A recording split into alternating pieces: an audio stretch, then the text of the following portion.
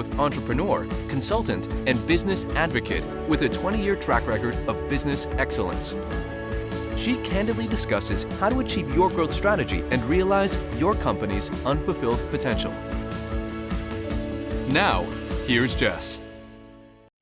It's Tuesday, my favorite day of the week, when we live stream and just in general have a Voice of Bold Business Radio day. And so here we are live. It's 11 a.m. Mountain Time, and we are talking about our connection to our customers. The name of the program is Connection to Your Customers, and our special guest, Chris Dayley, will be introduced to you in just a minute. Before we go there, please remember, use hashtag VBB Radio. Please remember, join in this conversation, because whatever Chris and I are talking about today, you have an experience or a reaction or a question about, and we want your input. So use radio at reddirection.com. Also use hashtag VBB Radio, and let's get this conversation going, not only during our show today, but also after the program. And the thing is, you're here. You're here because you want conversations about something that you're facing, struggling with, and grappling with. You know that you are facing big change regarding technology, customer expectation, and quickly changing marketplaces. And the Voice of Bold Business Radio is about what it means to reach our short-term goals, while at the same time increase our confidence in that longer-term positioning. All right, Chris Dayley is a neuromarketer, and he is founder of Smart CRO.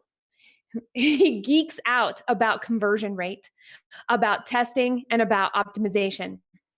His company has created and continues to create innovative testing programs for businesses like yours, with a tried and proven process for evaluating and executing high-impact tests.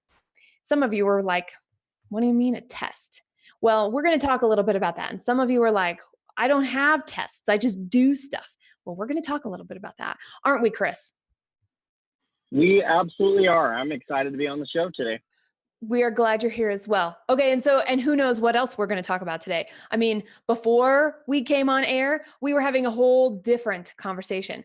That's a really important reason to use hashtag VBB Radio, because it's all of the pieces that come together, and it's your voice, Chris's voice, my voice, that really shape what we're facing and how we're approaching it, so we can learn practically from each other. Now, as we come into this program, Connection to Your Customers, which is program 229, by the way,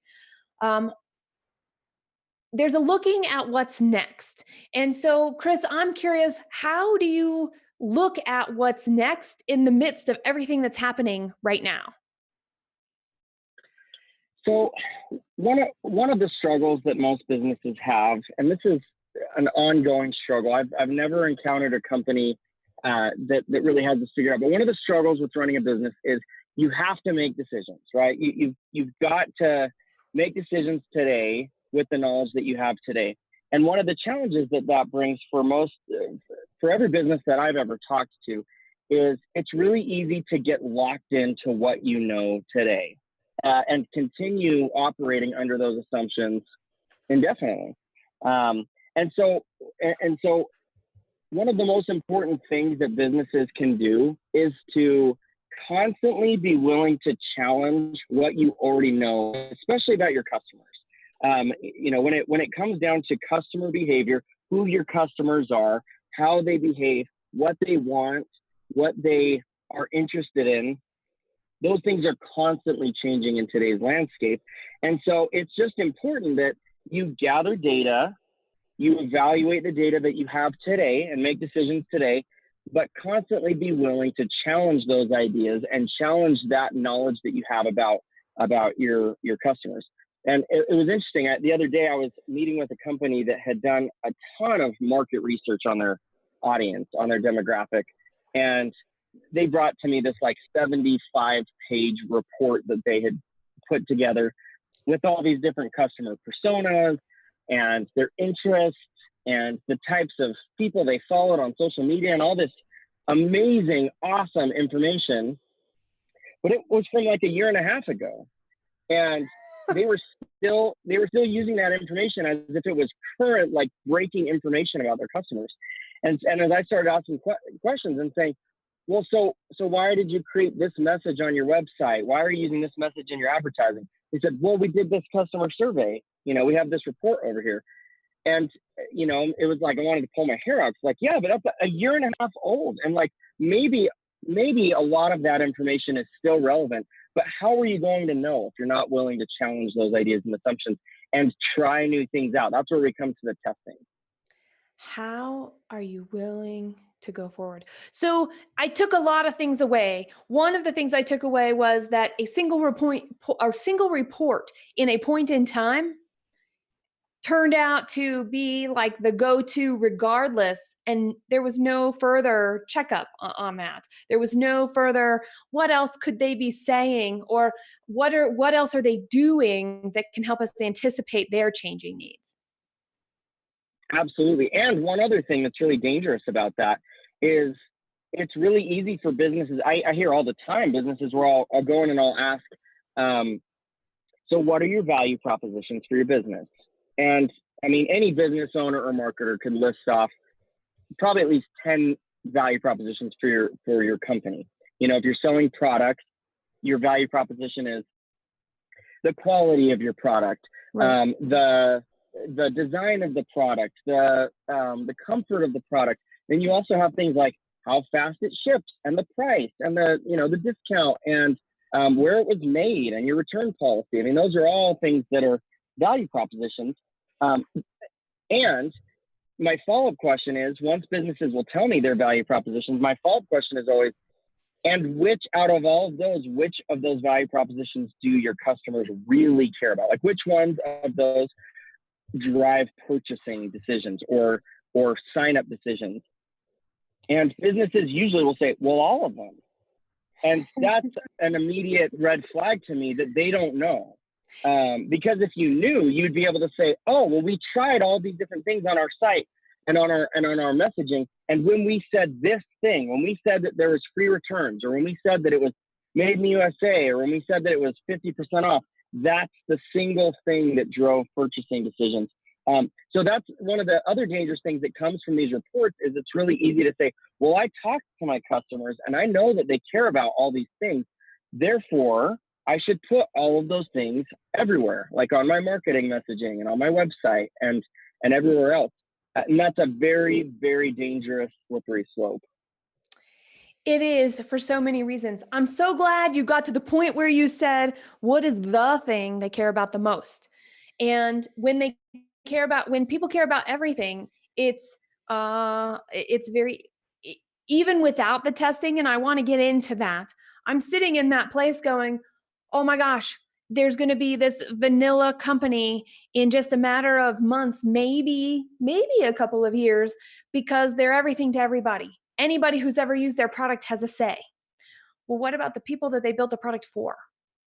What do those people say? And do we weight that differently? By the way, that's like saying, and so it's almost like, oh, I found a checklist online. Aha, I've checked my boxes. So of course I know. Yes, checking boxes is different than thinking about it. So there's the thinking that goes into getting the boxes checked, but then it's the thinking that you do after that really matters. And so that's what I'm hearing from you, Chris. And by the way, we're birds of a feather when it comes to that.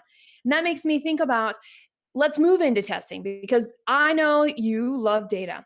I like the results of data, but I don't really get excited about figuring out how to get the data, what the right data is. I just want to know I've got the right data so that I can be looking for patterns with also the people who are collecting this data and see patterns better than me.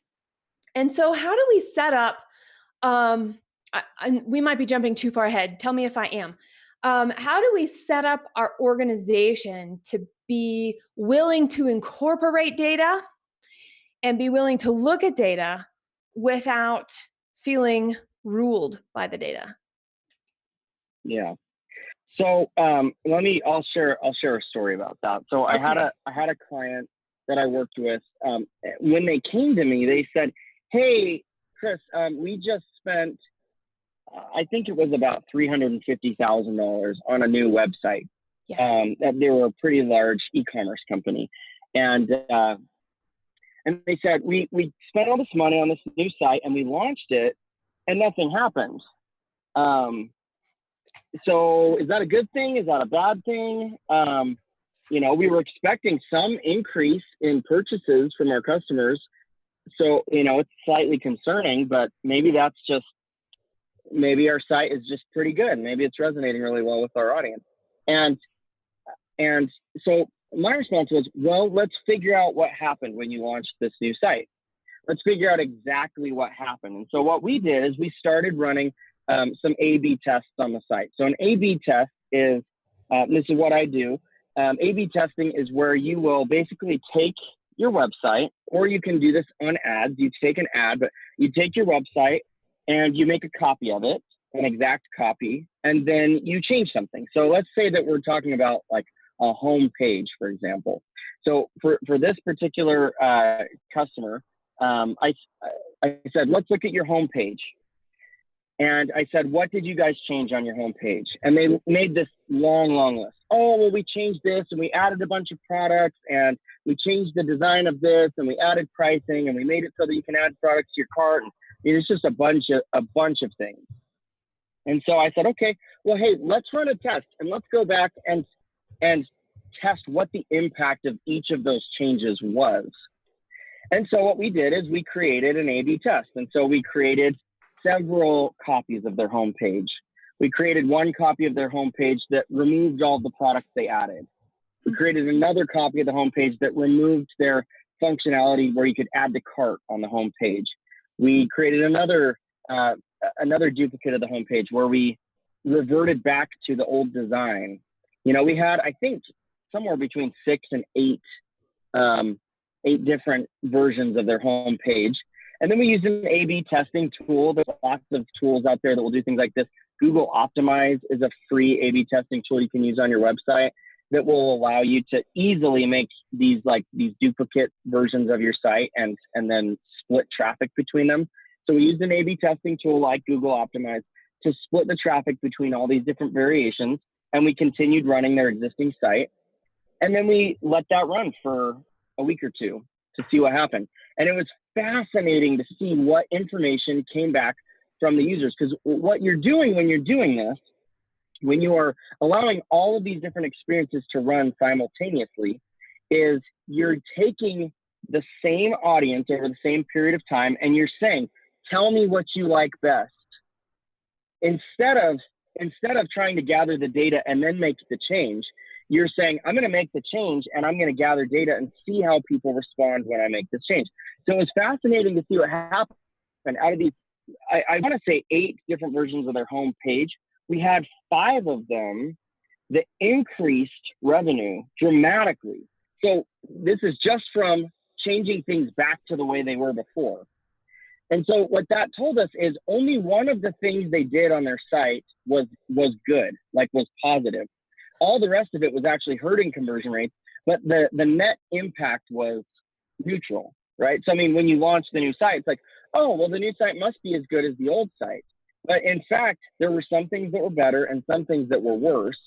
And it's like, well, wouldn't you want to know that as a business owner? Like, if you're making changes to your website, wouldn't you want to know which changes are people are responding well to and which changes they're not? And so that presented us with a couple of really interesting insights. Number one, it obviously, we were immediately able to find some wins, right? We were able to increase conversion rates very, very quickly and increase revenue. It also told us what things on the website are very important to people, are very important, or what things they really don't want.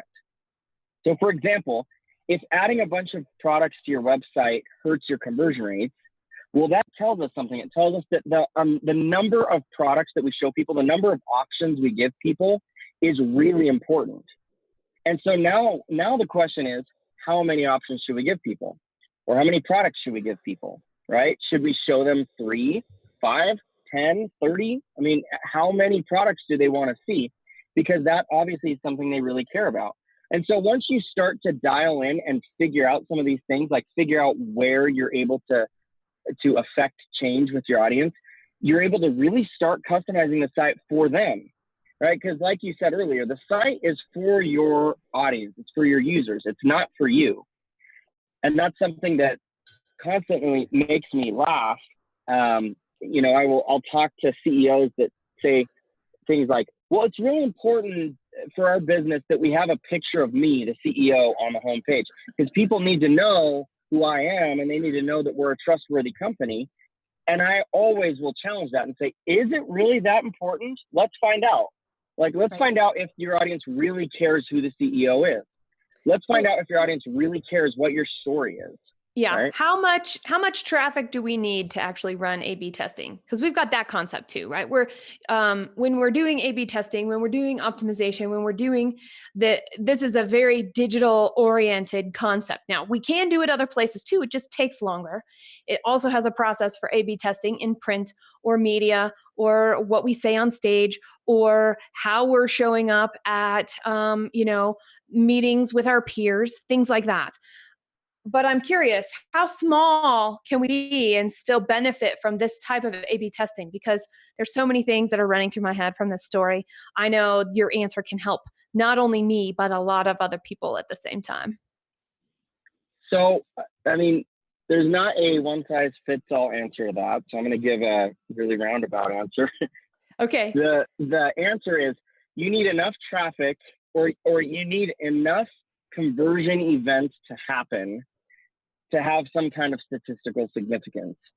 So most A/B testing tools out there, in fact, I can't think of any A/B testing tools that don't do this, but most A/B testing tools out there will tell you how statistically significant your result is.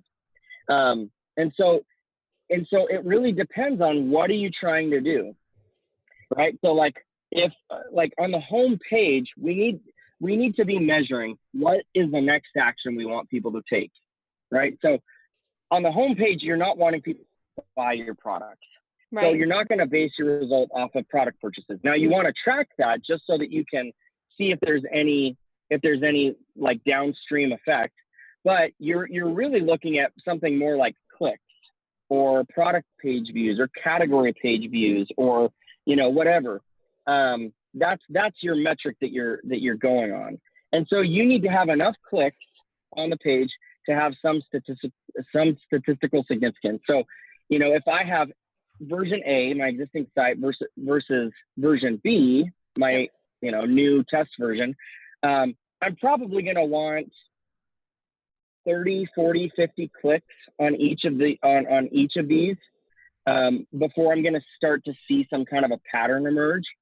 And if they're really close together, so like if I get to 50 conversions each, and it's like I've got 45 conversions on one and 49 conversions on the other, then I'm going to need to run it for even more traffic. But if you get to 50 conversions on one and you've got 15 conversions on the other, you have a really significant difference there, and that's a pretty statistically significant difference there. And so that's kind of what I usually will base that off of. Is you need to have enough conversion events, whatever conversion event you're trying to drive. If you're driving lead form submissions, then you need to have enough lead form submissions to have some statistical difference between your 2 or 3 or 8 different versions. And by the way, so we were talking about homepage just then, right, Chris? Yep. So let's say you out there have all of this, you have a very big digital presence, yet very little of that digital presence actually has traction on your very own real estate online, which is your website. So you could do through the ad tools and maybe even old fashioned, I'm going to do this message for a while and do that message for a while and see and calculate a little bit more manually. How do I get traffic from all those other places back to my website? Now that in itself is also a type of an A/B test, and it's just to change the behavior of a customer so that you can get to that next step of, so now they're on your website, what do you want them to do? Because I have to tell you, what I find, Chris, is that there are a lot of companies out there that think that because they have a very active community that's off of their website, that they're doing great? And I think the answer to that is Yeah. yes, and there could be more. Yep. Yeah, and that's one of the things that I would say is probably a flag or a marker that you should look for. Most of the businesses that I talk to are not looking for A/B testing because they don't have a problem with conversion rates. Right. Right. And so you don't start looking to fix something that you don't think is broken. But the time when you really need to start doing testing is when things are going well. Yes. Well, not when you really need. That's especially when you need to, and it's probably the time you're least likely to think about it. So yeah, you're absolutely right. You need to figure out once things start going well, how can we make it better? If things are not going well, how can we fix the problem? Yeah. But it should always be a testing mindset of how can we improve the customer's experience with our brand. Yes. And exactly with our brand, and so that we know we're staying on mission, because when we're actually getting the level of conversion and we can actually run these types of tests and make change and see differences and be better informed, all that does is, I call it context. It gives us more context. So the data is great. Getting the data is actually easier than most people think it is. It's a little bit of work to do it, which is why people like Chris exist. And I'm so glad for you, Chris, because that's so important. And then to be able to explain what we're seeing so we can throw other stuff on top, like, well, our growth goal this year was to increase our sales by 30%. And we needed this much capital to do that. So if we're not getting the sales to support the growth for the other infrastructure we need, whether that's hard assets or soft assets or people assets, whatever that might be, we don't know. And this is one other way to calculate data. Now, we have a couple of questions that are coming in, Chris. The first is from Mac. How do we know if we are testing the right thing and asking the right questions? That's a great question. I love that question. So there's three things that can happen when you are running a test. You could have conversion rates go up, you can have nothing happen, or you could have conversion rates go down. So despite what most people would think, the worst result to have from a test is for nothing to happen. Yes. And if nothing happens in your test, or in other words, if you have version A, your original website, and version B, where let's say you took some products off your page and nothing happens, what that tells you that whatever you were testing, people don't care about. Like that particular thing is not driving conversion behavior one way or another. Which means you're really, really off base. And there's a lot of other assumptions that to go back to the drawing board with, eh? Exactly. And so what you want to do, this is really important. And what I love about the question that was asked is I think Matt or Max, whatever, was saying, how do we know if we're testing the right thing? Every test that you run should have something that you're trying to learn from it. So some kind of question that you're trying to answer. And I always recommend to my clients that this is an open-ended question. So something that you are going to learn no matter what. So for example, if I am testing content and I think that I need more content on my website, right. The question is not, should I add more content? The question is, how much content do people want? Right? And because when you ask that kind of question, you're going to learn something no matter what. So like if you have your site and you have, version A is your existing site, version B, I've added like two entire folds worth of content, and conversion rates go up, that means people want more content than we have now. If nothing happens, that means people don't freaking care about how much content we have. If conversion rates go down when we add content, that means people don't want more content. People want less content.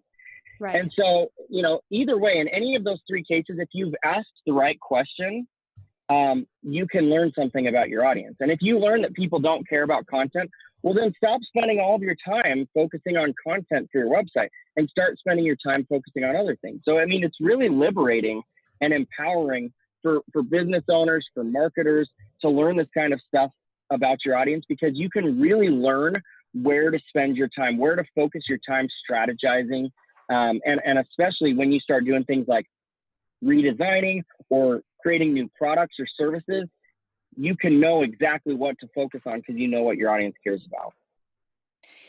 Keep this conversation going. Join in by email, radio@reddirection.com. Also use hashtag VBBRadio. We'll be back right after this. You're listening to the voice of Bold Business Radio. In every program, we share stories, tips, and concepts that benefit short-term goals and increase confidence in long-term positioning. Stay current and receive programs to continue sparking ideas about growth strategy by subscribing to the program at voiceofboldbusiness.com. Now, back to Jess. Boy, oh boy, oh boy, oh boy. There is so much that I have already written down, Chris. And so to just do a recap really quickly, we are talking about the ultimate business experience, marketing. And in our marketing, being able to track the changes and recognize, are the changes something that we think should be being done? Or are they the changes that we think should be being done for the customer? And using all of this testing to make sure that we are truly staying on mission and on growth trajectory and on task overall by making sure we're asking good questions and seeing the results and the changes as we go so that we can stay in front of, or at least on par with, what's happening out there. And it's easy in technology to get behind because it changes so fast. Yet it's a true competitive advantage, since every business is a technology business these days, to be on top and ahead of that. So, Chris, based off of the first half of our show, there are so many other places I want to go, but I want to make sure that we've kind of come full circle and put a little punct at the end and said, yep, we have finished.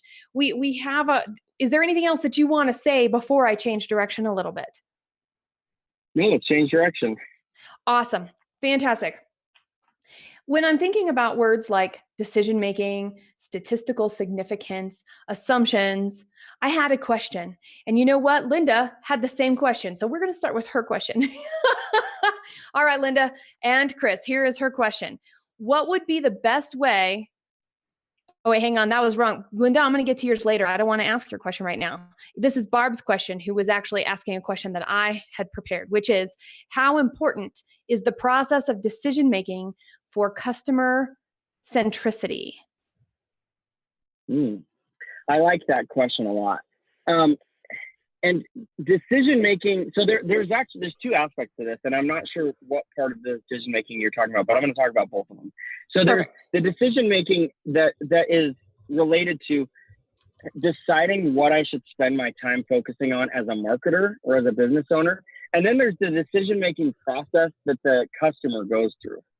And so, honestly, the best way to have these to make decisions is based on what your audience cares about. So what I usually do is I will take businesses that I work with, we will go through a prioritization process. So when we're trying to figure out what changes should we make to the site, out of all the things we could do on the website, we could try a sale. Or we could try, if I'm a service business, I could try a new feature on the site. I could try a chat feature. I could try a call-in, feature on the site. I could build out new functionality on the site, or I could just try to improve my existing site. Either way, you're figuring out what should I spend my time focusing on. And so I will go through a prioritization process, and it's a fairly simple prioritization process. And so what I will usually go through is a potential impact. So the first thing that's important is, how much potential impact could this have on our user behavior? Now, if you've never done any testing before, then you probably don't know. So this is kind of going to be a guess. So if you don't know, then what I usually will suggest in terms of like, how do you guess how important something is going to be is this a major change on your site? If it is, it has a larger potential to have impact. Is it something that is, I call it above the fold, or is it something that people will immediately notice when they go to this page or this website? Am I changing the call to action on the site at all? If any of those things are a yes, then it is a more important section of your website. And so let's say that you have something where you want to test a new banner on the home page of your website. So this is the first thing people see when they come to your home page. That is a big deal. And it has a very high potential impact. Now, let's say you run the test and nothing happens. Right. Well, then now you can go back and you can kind of challenge that assumption. You can say, okay, next time we want to change something on the banner, that's way down our priority list, right? Exactly. But yeah. So that's kind of so I look at potential impact. I look at importance. So how important is this to your business? So again, if it is something like how much content do we have on the site, that might be really important to your business. But if you have something else that's like, hey, we're adding a new product or service, that's really important to your business. That's like potentially business changing. And so I look at potential impact. I look at the importance to the overall business, like how much could this affect our overall business? And then I look at how difficult is this thing to do? So if it's going to take me 3 months to build this thing, that's a significant use of resources. And if I have another test or thing that I want to try on my site that's going to take a week to build, I'm probably going to want to start with the thing that takes a week, so I can build the thing that takes a week, try it out, and then while that is being tested, I can build out the thing that takes 3 months. But you need to weigh all of those things. So I will usually kind of give each of those things, the potential impact, the importance of the business, and the difficulty in building it. I'll give those things a score of 1 to 10. And you can just kind of decide what has the highest, numeric value. And then the second part to that is decision making. So decision making, that's really what testing is all about. Is it's figuring out what is important to my audience in their decision making process, and what is important to your audience should be important to you. And I'll tell a quick story about this one. So I was watching this show on Netflix with my wife.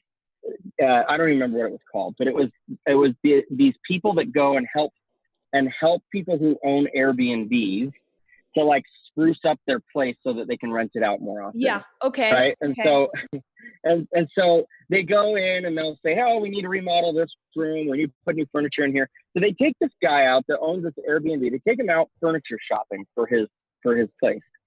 And they start pointing out, they're like, oh, this couch would look really nice in the living room. And he would go, well, but I don't like that couch. And then they go, oh, this lamp would look really nice in the kitchen, but I don't like that lamp. And they just kept telling him over and over and over again. They're like, this is not for you. Like, this couch is not for you to sit in. This is for your customers, like the people that are coming to stay here. So frankly, it doesn't really matter whether you like it or not.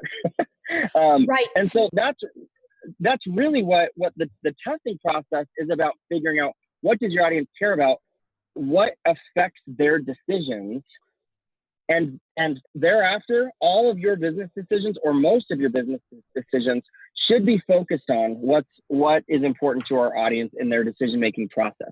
If we know that a certain piece of my process, if I have a funnel where people are filling out a form for me, and I know that the payment information that they give me is really important, or in other words, it's the highest anxiety point in my funnel, I should probably spend a lot of my time really refining that step of my process, because that's something that's really important and possibly really scary to my customers. So I'd rather spend time on that than spending time on something that they don't really care about. So okay, we're going to talk about ego right here. And I'm going to hook, line, and sinker. Everything that Chris has said up until this point has an element of this. And I'm just going to punctuate it, underline it, bold it, make it linkable back to your own self in your own head. Get out of your own way. Let your ego go. Because just because you like that couch doesn't mean the people staying in your place are going to like that couch. Just because you like your picture doesn't mean your picture should be front and center on your website. And these are very big disparate things, because we're told. So for those of us in small companies, and maybe even, and actually, by the way, now in larger companies too, we're told as senior managers, as executives, as founders, these are the things that we have to do. And they come with words like thought leadership, and they come with words like social influence, and all kinds of awesome, important words. Well, guess what? Just because we're doing them because that's what we want to be known for doesn't mean it's what the people we are working with, working for, removing obstacles for, changing their lives for, the work that we're doing, all of that matters. And if we're in our own way, we're not only limiting our own company growth, we're limiting our own potential growth, and we're going to be missing out on the people that we can be helping. And that's what I hear you saying right now, Chris, is, our ego tends to get in our own way. And so what are some ways that you have to check our own assumptions and be able to go, okay, is this really my ego? So one of the first things that I always will recommend to people is whatever you think is the right approach. So let's just take like a landing page, for example. If I'm making a landing page, and again, all these things that I'm talking about are equally applicable to ads if you're creating them, or just about any piece of marketing or sales for that matter. If you have a sales process, the first thing that I recommend to people is whatever you think is the right approach. So if we're looking at a landing page, and I think, so here's an assumption that one of clients made. They were servicing doctors. Okay. So they had a service that doctors would use, and so they go, oh well, my customers are doctors, therefore they're very smart and intelligent and they read a lot. So we need a very technical landing page that has lots of big doctor words on it, and we need a lot of content because they are going to read all of it, and that tells them that we have a really quality service. And so as soon as I say, well, people want this, as soon as I hear that, I go, let's test the opposite of that.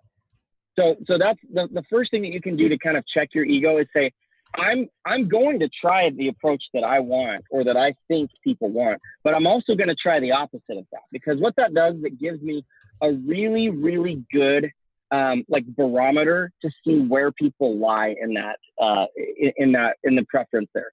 And so we tested, very technical, long form landing page against very simplistic short form landing page. And the short form landing page outperforms the long form landing page by like 60%. It's 60% better with the opposite of what they thought was going to work.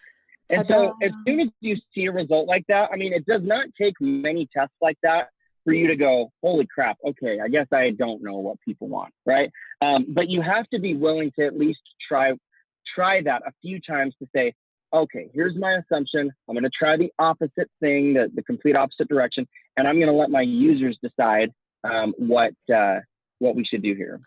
Test the opposite of what you think. That is fantastic advice, and that makes me think of some other things. And if I were to summarize it, it would be, there are things that businesses have to prioritize down the list and or prioritize the order of doing. Yet sometimes we're working with what we know, and what we don't know that we don't know can be our biggest enemy in some of these cases. So as we're like testing our ego here, as we're checking in and going, all right, I recognize there are so many assumptions in what we're doing when it comes to marketing and anticipation, because that's all that is. We're making guesses. And to be more confident in our guesses, it's always good to know what are some of the things that you see often overlooked in terms of making a connection with customers today or testing for that connection with customers today?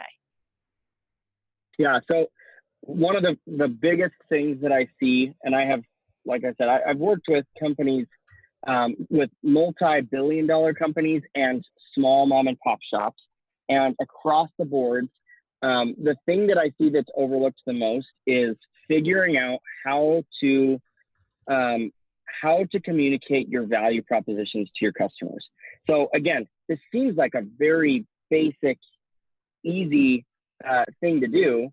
And so I'll give you an example. So we have, I worked with a company that did online real estate stuff. I'll just say that. Okay.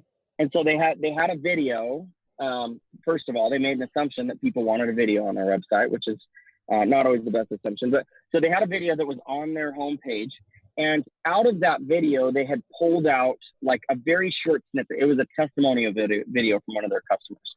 Yeah. So they had pulled out like a short phrase from the video and had that in text form next to the video. Yep. And so I said, well, why did you pull that particular piece of content out of the video?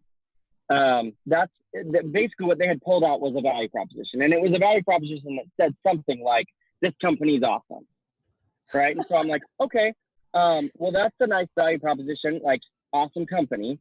How do you know that that's the thing that you should pull out of this video? And they go, well, we didn't really think about it. We just pulled out the thing that made the most sense to us, right? And so again, you have to make those decisions. And then you want to go back and challenge those decisions. And so we said, okay, well, hey, let's test points in different parts of this testimonial out. And so this particular testimonial had covered like the whole spectrum. And so they had talked about the price, they had talked about the customer service, they had talked about the convenience and the speed of using the service. And so we tested 4 or 5 different versions of this. And literally all we were changing was a small snippet of text on the home page next to a video. Like we weren't even changing the video. We were just changing the part of the video we pulled out in this testimonial. Yeah. So we tested all of these, and I mean, there was a huge difference in conversion rates between all of these variations. So each one we tested had a drastically different conversion rate. And the one that ended up resonating the best was the one that talked about the customer service.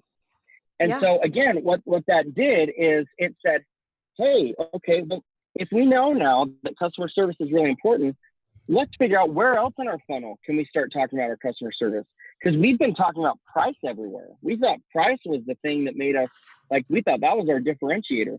So maybe we ought to go back to our marketing messaging. Maybe we should talk to our sales reps and have them change their script. Maybe we should look at other parts of the funnel, like where people check out or where people fill out our form. And maybe we should add in some more that talks about how awesome our customer service is. But this is one where, again, these are fairly simple tests to just go and change some text on a page that can yield massive, massive impact. And I just see businesses overlooking this all the time in favor of making quick decisions. Mm-hmm. I mean, I've run this same type of test, I would say hundreds of times.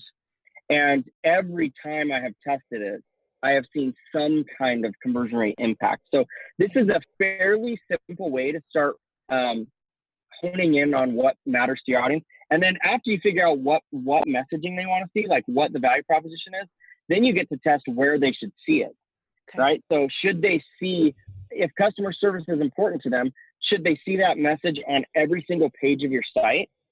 Should they just see it on the home page? Should they see it later on in your funnel, like, your form page or your checkout page or whatever? Where in their experience do they need to see that? And those are very fun tests to run too, where you say, hey, let's run an ad that does this and an ad that doesn't. Let's run a home page variation that has this and a home page variation that doesn't. Let's have a form page version that has it and a form page version that doesn't. And you start to get an idea of where in this customer's journey do they need to see certain messages. And that just makes a really fun strategy, I think. We have a question coming in from Owen, #VBB Radio. He wants to know what your opinion about new technologies like chatbots and live chats do in regards to building customer experience and being customer focused. Yeah, so with any kind of new technology, I mean, chatbots are fascinating and they're like a huge marketing buzzword, and they have been for a couple of years now. And so I classify those as, I call those like exploration type tests, where you're kind of exploring. And just like any kind of explore, like you might not find anything. So you need to take them with a grain of salt. They're definitely worth trying. But again, it's about figuring out how does this particular piece of technology resonate with my audience. And I'll say this, some audiences really like things like chatbots. Some audiences hate them and like almost despise them. And so it's really important to, again, not make an assumption and not say, well, my audience is really tech savvy, because sometimes tech savvy audiences hate high tech stuff, which is really ironic. And sometimes tech savvy audiences really, really like that stuff. Like you can, I mean, I'll tell you this, I've bought products before from websites, or I've signed up for services before from websites that have really, really innovative features, just because I'm a marketer and I'm like, dang, that was cool. I just want to let these people know they did a good job. Right. But not everybody's like me, right? And so again, what you want to do is you want to test these ideas out. So the way that I will usually do that is, if I'm going to add a chat bot to my site or to my, to my Facebook advertising or whatever, I will add it to, if it's on my website, I will add it to my website, and then I will run an A/B test, because this is the easiest way to test this. And then I will run a test where version A is my site that has the chatbot or whatever it is that I'm using. Version B is a version of my site where I take that off. Yeah. And then I will just compare whatever the metric is I'm trying to compare. So maybe it's signups, maybe it is clicks, maybe it is form submissions or purchases or whatever. But I'll just test and see what the reaction is when I add it. And again, you want to make sure you run it for long enough to get some good data. But if people don't like it, don't try to force them to like it. Like that's not. A lot of times people will ask me if that's what I do. They're like, oh, so you are like a professional manipulator. Like you manipulate people into doing things they don't want to do. And that's not what A/B testing is at all. A/B testing is based on figuring out what other people want and doing a better job of that. And so again, new technology, super fun to test out, but always take it with a grain of salt, because it might not work. And if it doesn't, don't be discouraged. And if your competitor is doing it and you find that it doesn't work, well, man, you've got a huge leg up on your competitor, because your competitor probably didn't even test it. They probably just put it on their site and assumed that it worked. And so now by testing it, you're like, haha, you idiots, like you should have done that. Okay. So yeah, we're testing our competitive advantage too. And here's what I've noticed, Chris, that you've been saying a lot. You've been saying things that, of course, they're very market oriented because of this. And here I am going, well, I help businesses grow. So I'm looking at every part, especially on the operations side. And what you're doing in marketing can be done inside. Do we actually need to track and monitor how much toilet paper our office of 75 people is using? Maybe, maybe not. What is its purpose, right? I mean, let's look at our assumptions and let's go back to other things that we're collecting data-wise and go, does this help us with our vision and our mission? Does this help us with our marketing message? And if the answer is we think it is, well, let's dig in and let's ask questions differently. And I, as far as like, what's the best question to ask? If I was going to say my biggest takeaway for what we're going to do at Red Direction after this show is over is everything we've ever assumed, we're going to go back and try the opposite, because at least it's a place to start when we think we know what's going on, when we think we're asking the right questions, but we want to make sure our thinking is actually being thought about. Yeah, like I love that. I mean, if you want to know, what kind of toilet paper should we have in the office? Exactly. Try the most expensive plush toilet paper one week, and try the cheapest, crappiest sandpaper you can find, and see how employee productivity changes. And maybe they don't care, or maybe everybody complains and threatens to quit. But at least right? Oh, I love that. Okay, so I want to know what makes it bold to be actively involved in creating this ongoing connection to your customers. Sorry, ask that question one more time. Sure. What makes it bold to be actively involved in creating an ongoing connection with your customers? Yeah, so what this process that we've been talking about today, what this really demonstrates is that you care, right? I mean, it's obviously it's very self-serving for the business, and so it's good for the business to do these types of things, to challenge your assumptions, to test and to figure things out and to gather data and optimize and make better decisions, better marketing, messaging, better websites, whatever. All of those things are very helpful for the business, but it also shows that you care about your audience. And that's I think, a big deal. I mean, when you look at some of the companies out there that are rated like the best customer service on the planet, usually they are ones that just make an effort. Like, just go a little bit above and beyond what other people do. Like in the restaurant industry, Chick-fil-A is almost always at the top of the list in terms of like best customer experience. And that's just because they make a tiny bit of an effort. Like when they're training their employees, they train them to be conscious of the customer's experience. They train their managers to go out and talk to people and find out how their experience is and see what they could be doing a better job of, and to give people free stuff if they're looking like they're having a rough day or whatever. Like just little things like that, just little touches. And so that's where, like, with the A/B testing, you're making an effort. You're making an effort to make a better experience for your customers. And that is, I think, that's a pretty bold thing to do in business these days.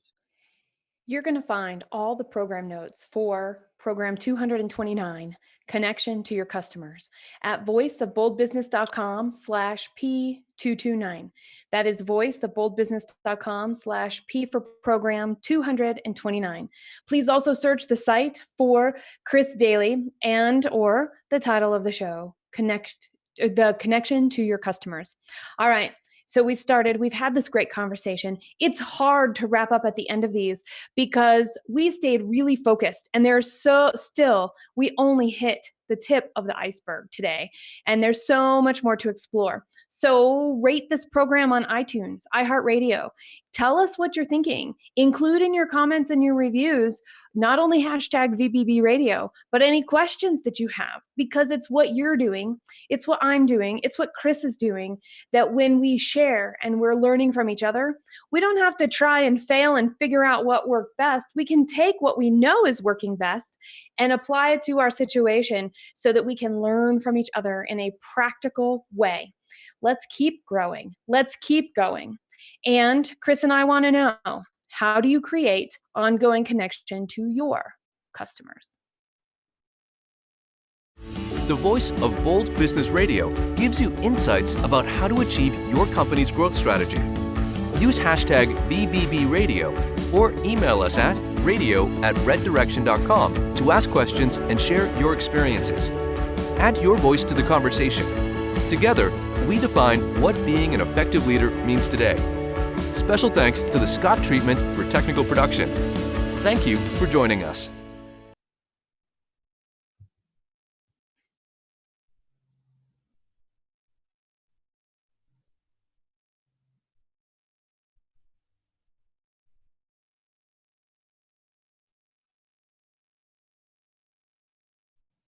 We're still waiting.